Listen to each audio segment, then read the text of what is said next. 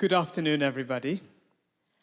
I'd like to begin by expressing my deep gratitude to Professor Wakimura and to Professor Kanda for generously hosting this event, to Mr. Fukasawa and the Secretariat of the Fukuoka Prize Committee, and to the people of Fukuoka for the warmth of the welcome that you have shown me this week. I will always remember this visit. I'm honored to have the opportunity to reflect on some themes in my work over the last 20 years or so, and to try to connect that with questions that I think concern all of us, especially the question of climate change.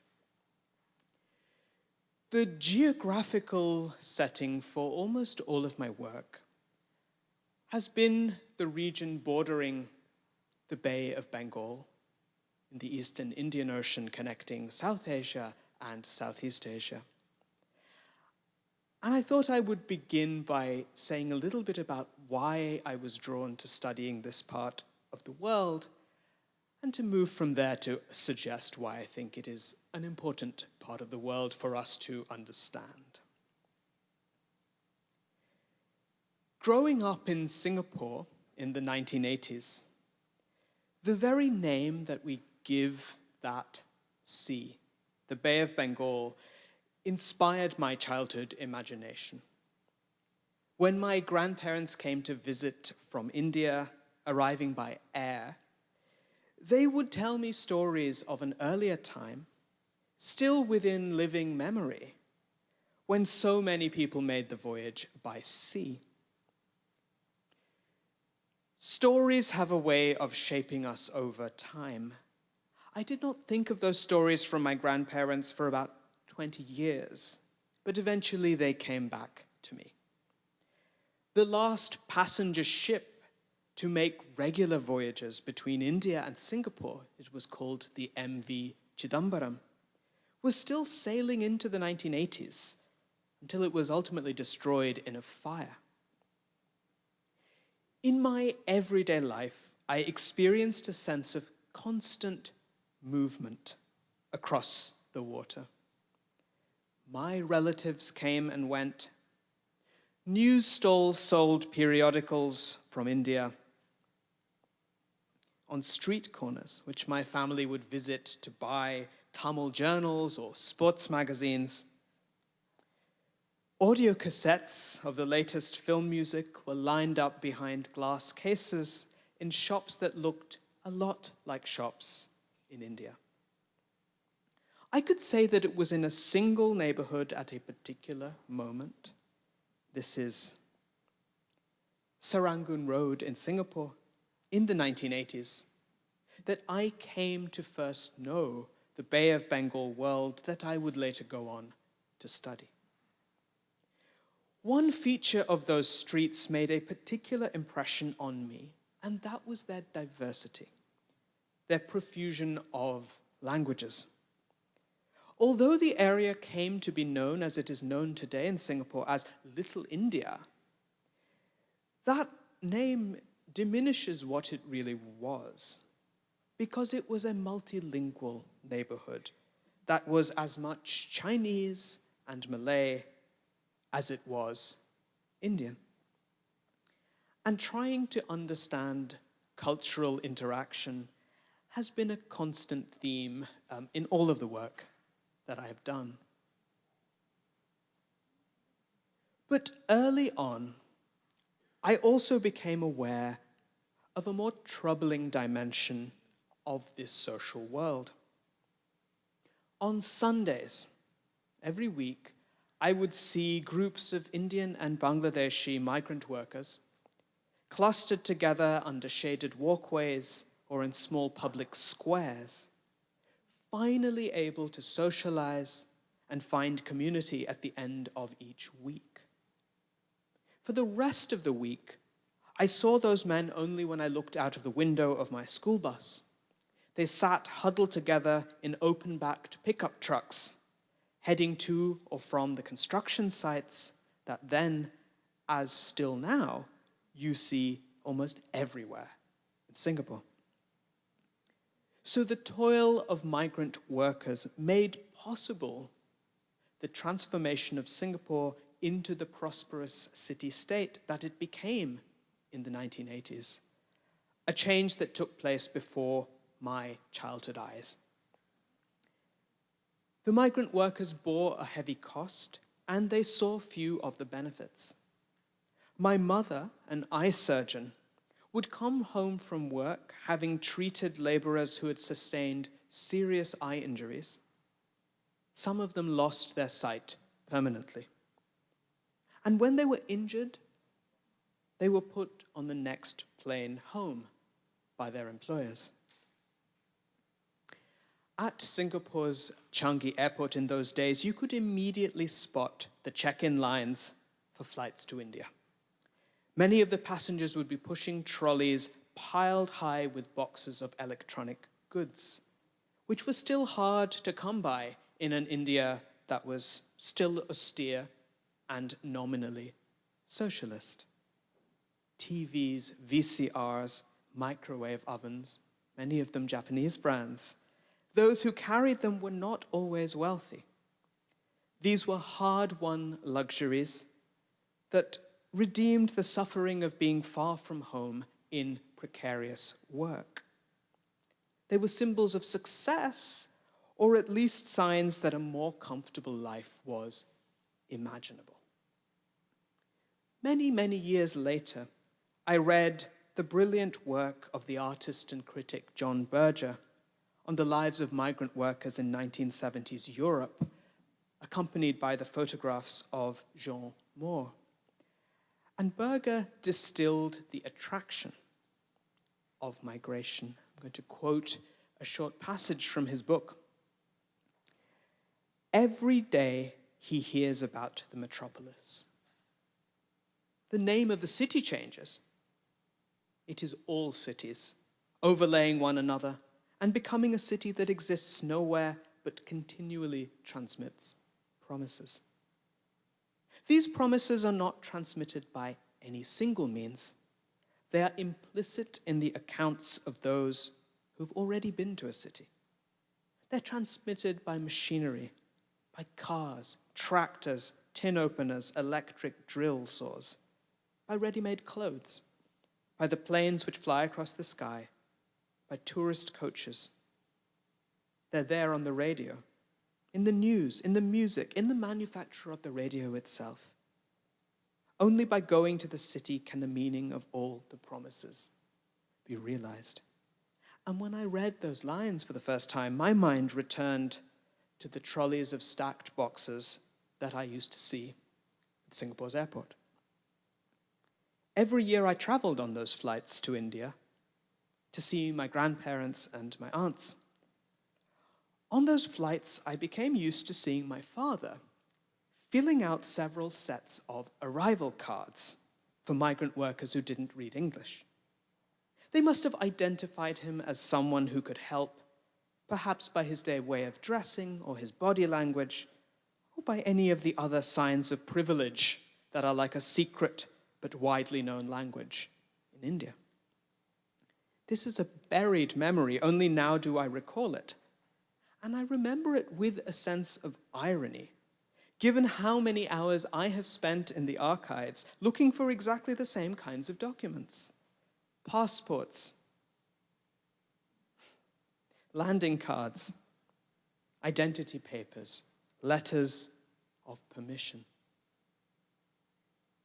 That is how, even as a young person, I became aware of one of the most fundamental dividing lines in our world between those who can move freely, by choice, and those whose movement is regulated, controlled, undertaken with few options. It is a question that has stayed with me ever since, and it has motivated a lot of my academic work. Having grown up with an unconscious awareness of the Bay of Bengal's connectedness, I met a surprise when I went to study history at Cambridge University in the 1990s.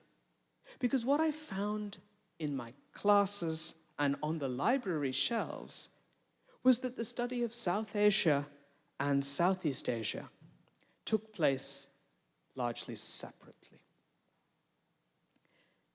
In the 1950s and 60s, American universities, often for political and strategic reasons, divided the study of Asia into the units that we call area studies: East Asia, Southeast Asia, South Asia, Central Asia, the Middle East. Soon those same distinctions were also taken up in Asian universities and in Europe and Australia. The strength of the area studies model, which I still believe in deeply, is its insistence on local study, based on local sources and knowledge of local languages and cultures. I continue to believe that is irreplaceable. But at the same time, the area studies containers may have led scholars to forget the ways that these boundaries are crossed constantly in people's everyday lives. I began my research at a time when those regional boundaries began to be crossed also by scholars. My sensei, the late Sir Christopher Bailey, moved from his work on North India to think about the broader regional and global connections that accompanied the spread of the British Empire and then its collapse.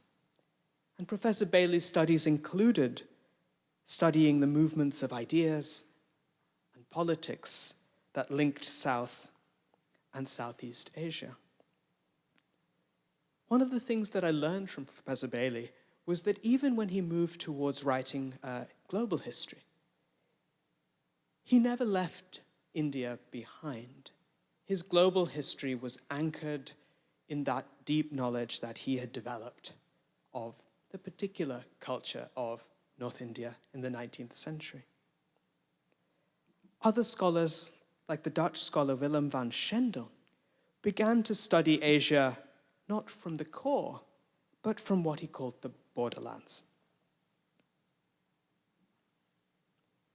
He looked at the areas that were precisely at the junction or the intersection between South Asia and Southeast Asia, showing how in everyday life, people's own imaginative maps were not the same as national maps. Novelists like Amitav Ghosh brought the light of imaginative fiction to these interregional connections. Reading The Glass Palace when it came out in 2001 was very important for the development of my ideas, but maybe more than that, the development of my imagination. And of course, I must pay tribute to my dear recently departed colleague, Laureate of the Fukuoka Prize in 2010, Professor James C. Scott. Professor Scott showed us how meaningless borders could be in the upland areas of Asia that cut right across the distinctions we make between South, Southeast, East, and Central Asia. Inspired by these new directions, I found that the Bay of Bengal region transcended the boundaries between South and Southeast Asia. The ancient connections across those regions, across the water, have left many traces, including some of the most magnificent monuments to religious devotion the world has ever known, as in the Borobudur complex, which I'm sure many of you have seen, Java. In my work, I found that those connections grew more complex and even more intensive under British imperialism, spurred above all by the massive migration of people, many of them in conditions of unfreedom. And this is a map of shipping routes across the Bay of Bengal around 1900. And the best estimate we have is those lines on the map account for something like 29 million passenger journeys back and forth between the 1880s and the 1930s. So this was one of the most intensive regions of migration in the whole world. Teaching in the United States, I often find that my students are very familiar with the history of European migration to America at the same time, but know very little about this movement, which was on a comparable scale at the end of the 19th century. Even when this map gave way to a map of bounded nation states, many of the cultural connections survived. They survived in language, in cuisine, in cinema. And they continued to shape the world that I grew up in Singapore in the 1980s.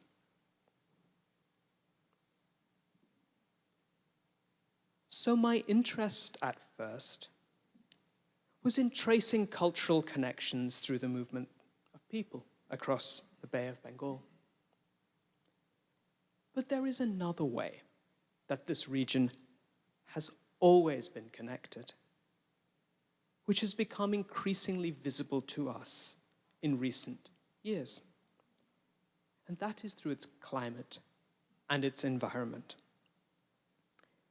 This is not a new observation.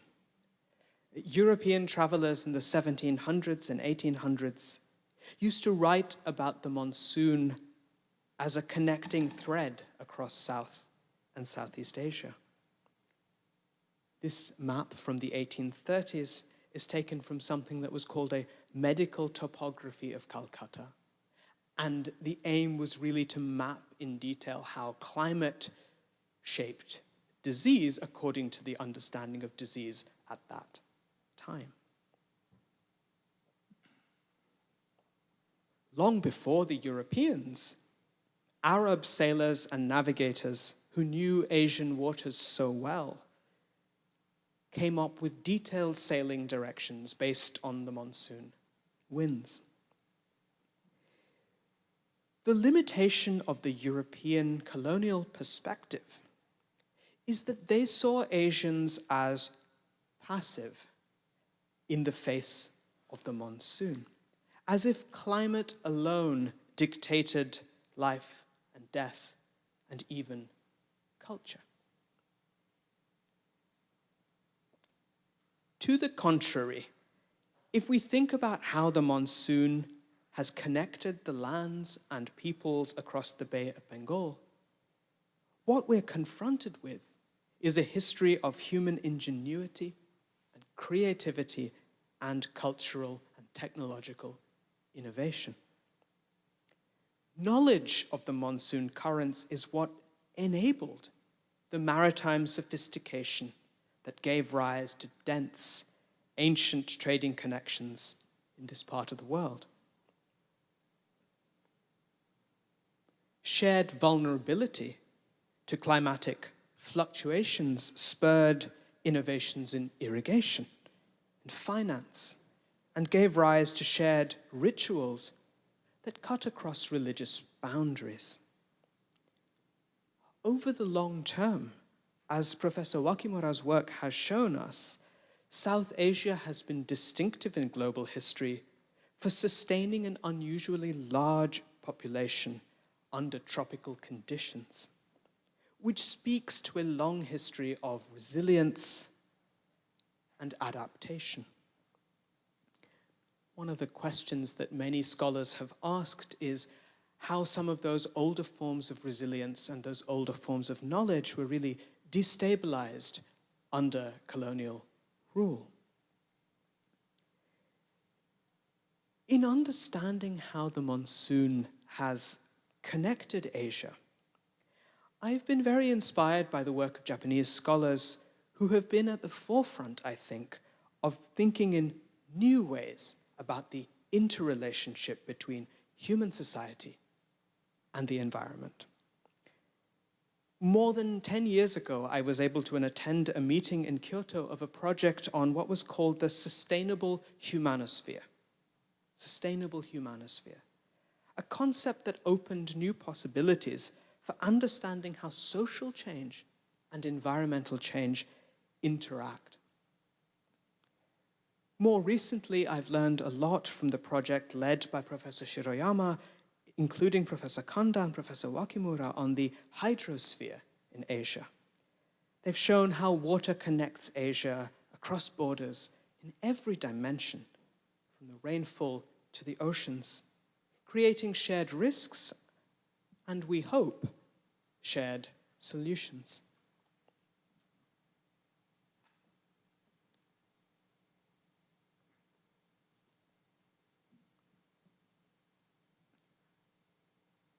In our time of rapid climate change, the Bay of Bengal region matters profoundly for the future.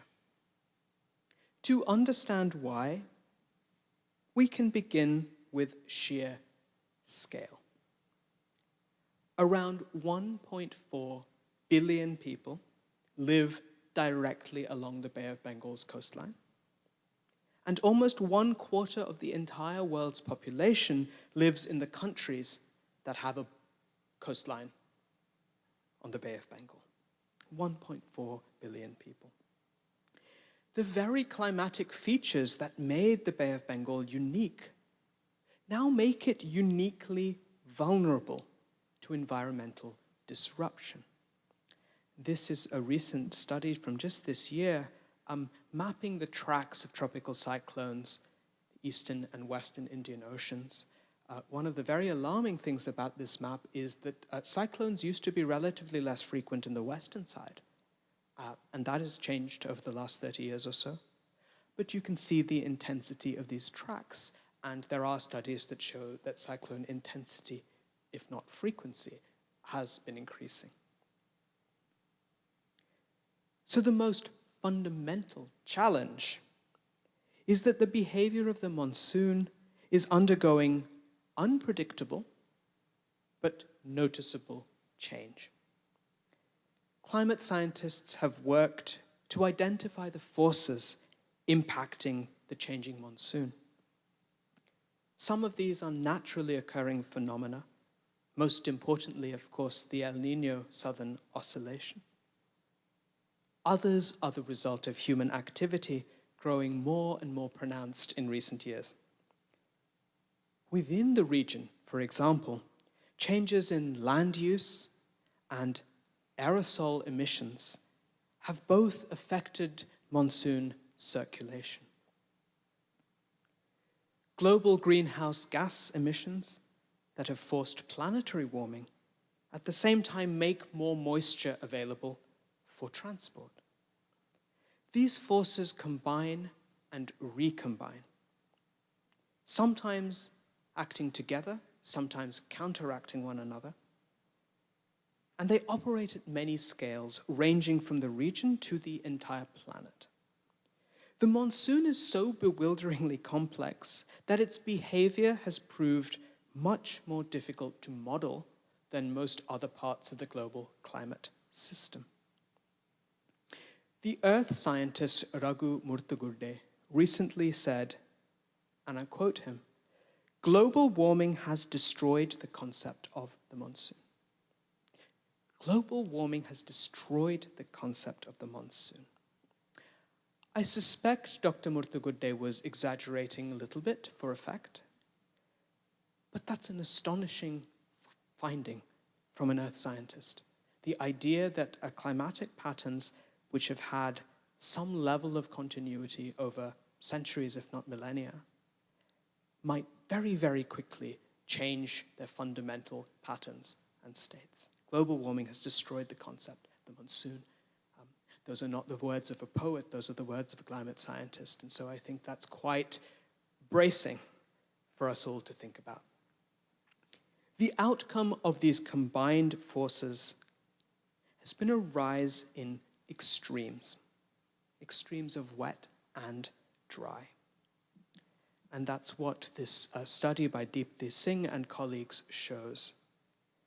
that what we're finding is extreme wet spells and extreme dry spells are becoming more prolonged and more devastating. Over the past decade, the region surrounding the Bay of Bengal has suffered simultaneously from too much and from too little water. If we consider the broader hydrological system that connects the Bay of Bengal with the Himalayan river systems, the scale of change is even more colossal.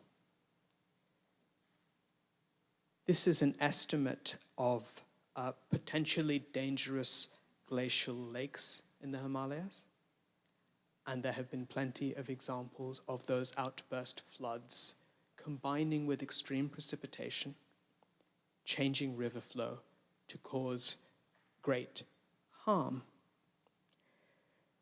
The devastating floods that struck Pakistan in the summer of 2022 displaced 33 million people from their homes, and more than 1 million of them had been unable to return home more than a year after the floods.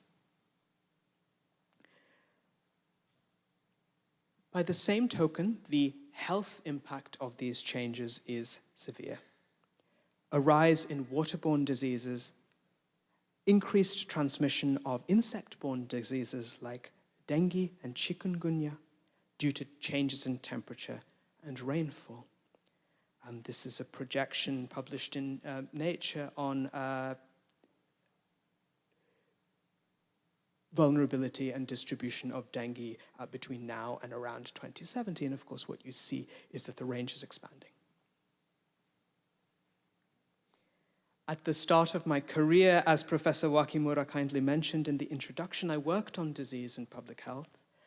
And now, like a full circle, I find myself coming back to it, now approached through the lens of climate change and the kinds of risks that it presents.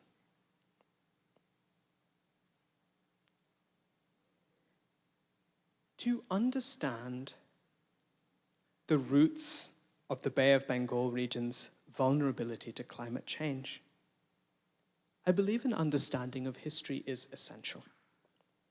Because even if the behavior of the monsoon is unprecedented, the political institutions, the social bonds, the cultural ties with which the people of the Bay of Bengal will confront the future are deeply anchored in the past. They are changing more slowly than the monsoon. We also need to understand history to discuss the question of what has been called climate justice. Consider the case of Bangladesh. At the heart of the Bay of Bengal region, densely populated, low-lying, riverine, and acutely exposed to cyclones, storm surges, and sea level rise. Yet look at this chart that details Bangladesh's cumulative contribution to global greenhouse gas emissions. That is Bangladesh down there. It barely leaves the axis. We must consider this enormous discrepancy between cause and consequence when we think about what just and equitable paths to a more sustainable future might look like.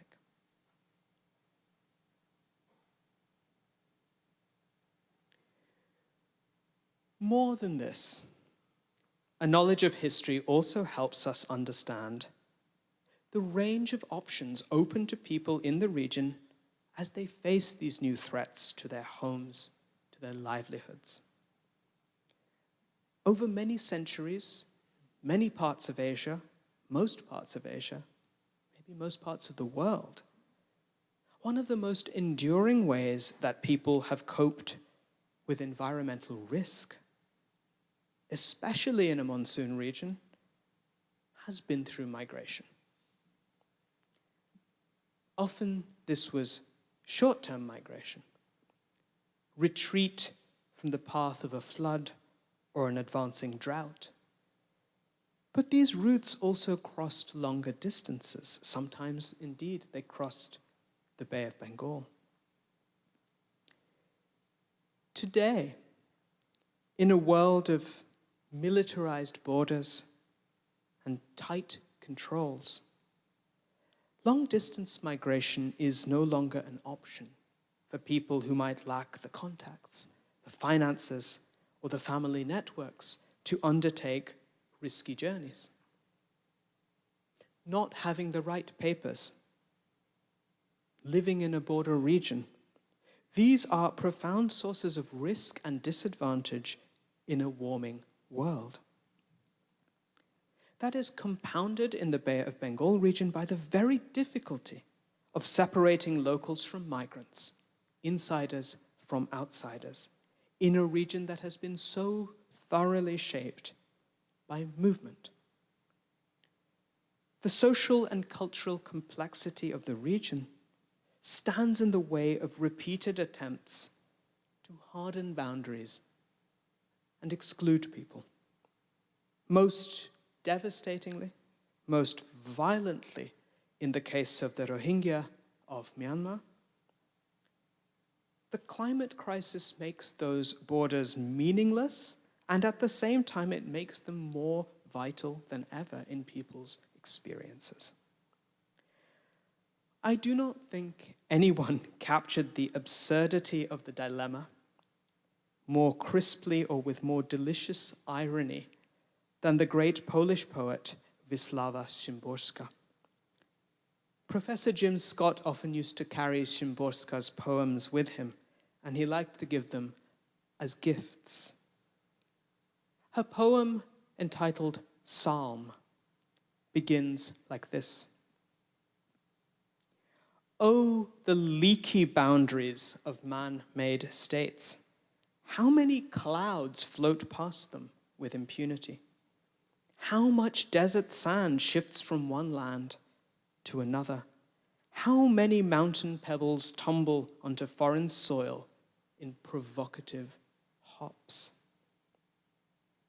She goes on, among innumerable insects, I'll single out only the ant between the border guard's left and right boots, blithely ignoring the questions, where from and where to? I often return to this poem because it captures that paradox. The climate crisis, the environmental crisis, necessarily by definition disregards borders. And yet modern states intensify their attempts to control both nature and people with dams and border fences.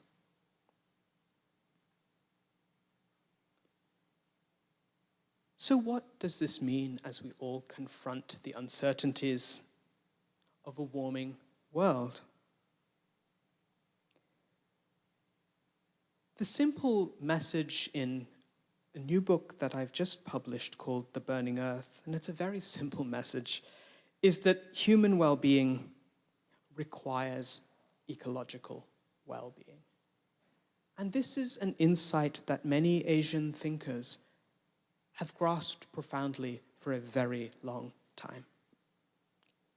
Faced with the horror of the First World War, the Bengali poet and novelist Rabindranath Tagore, the first Asian to win the Nobel Prize in Literature, observed that the fundamental cause of the war had been the alienation of industrialized societies from what he called their natural surroundings, from the fullness of communal life with all its living associations of beauty and love and social obligations. He thought that alienation from the living planet had reduced human beings to so many fragments of a machine for the production of wealth on a gigantic scale. The mechanized slaughter of that war, Tagore felt, had only become possible because of the disregard that European imperial civilization had shown towards both the living planet and towards colonized peoples. A world built upon the domination of nature, Tagore wrote in 1917, was collapsing in on itself. Suddenly, all the mechanism is going mad. It has begun the dance of the Furies, shattering its own limits, scattering them into the dust. The most urgent need of our time is to repair our damaged planet. To do this, we need to broaden our sympathies, recognize our kinship, recover a sense of interdependence between human life and other life. Within the rich archive of the Bay of Bengal's history, I think we can find ways of seeing, ways of feeling that retain that sense of connectedness across the boundaries of human culture, but also across the boundaries between humans and other species. Cities like Singapore and Fukuoka, crossroads cities, have a major role to play in encouraging openness and cultural exchange. Both cities have taken bold steps to prepare for the climate crisis. They also have many more resources than other places in South and Southeast Asia, so they can lead with generosity by sharing their knowledge and their expertise. The Fukuoka Prize was founded on the recognition that Asia's cultures coexist with each other and depend on each other, and on the belief that Asia's unique and varied cultures are of profound value to the world. At a moment of grave risk to our collective future, when the life support systems of nature are in danger, we need to rediscover and reimagine that wisdom in all of its diversity. Thank you very much.